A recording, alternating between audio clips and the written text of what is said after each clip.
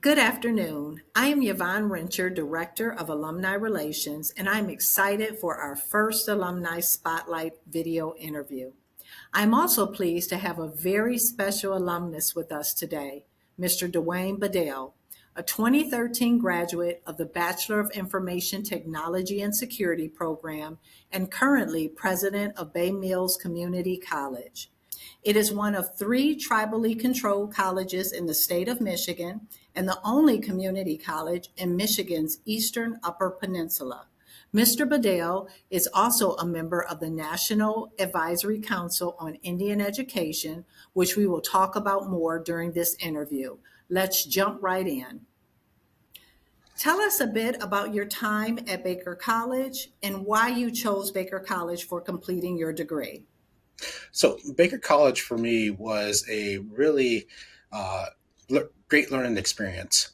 It allowed me to fit the coursework into my schedule. And with me not wanting to leave the Eastern Upper Peninsula to pursue an advanced degree or a bachelor's degree, it really just fit right in. What was your favorite part of the journey with Baker College? Each one of my instructors were very knowledgeable. And there was a couple of times throughout my coursework there, from my work experience, I was able to ask some really real world questions to my professors. And I was really appreciative of their responses because I learned that by completing the coursework, that they were also professionals in the field as well. And that's, to me, is the perfect blend. If you can get someone who is in the field working, but someone who has been there and been what I call in the trenches and able to pass that experience on, that really helped me learn. And it also allowed me to realize how I can take the theory that I learned in the coursework and apply it into my own professional career at that time.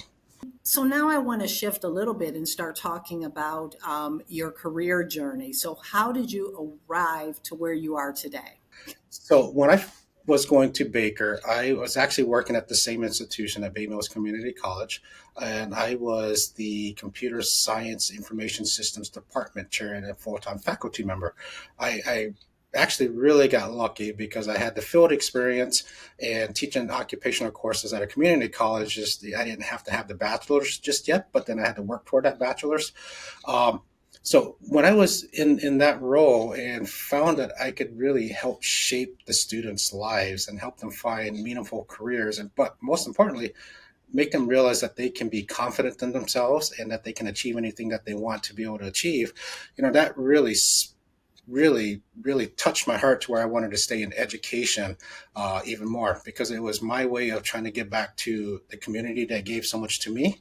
I realized that the current president at that time had put in his priority to identify potential candidates within the next 5 years because he was going to retire.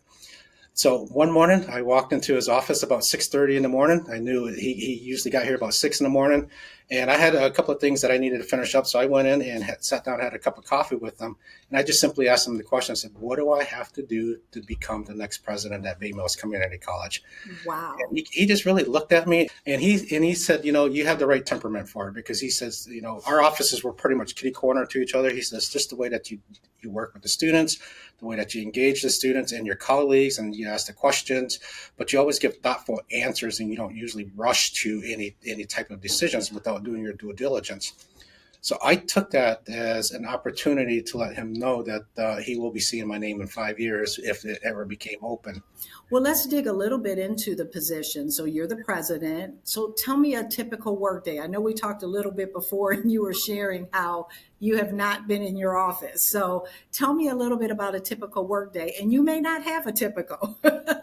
No, so the most interesting thing about being the president at this institution is that I really do not know what to expect on a daily basis.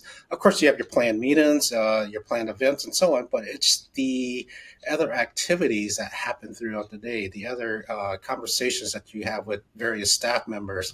I meet regularly with my cabinet members, my executive senior team, but I also make a point to meet regularly with all of the staff. But most of all, it's just really working on providing a culture here at Bay Mills Community College that allows all of our staff, our faculty, our students, and my executive team to continue that professional growth. I know I'll talk a little bit about your appointment. So, just a few questions there. So, you were recently appointed, I know this year, by President Biden to the National Advisory Council on Indian Education. How did that appointment come about? I serve as a board member for the American Indian Higher Education Consortium, and Okay. that is made up of the 37 tribal college presidents. So the president and CEO of AHEC really is managed by the board. But they are also our advocates for Congress.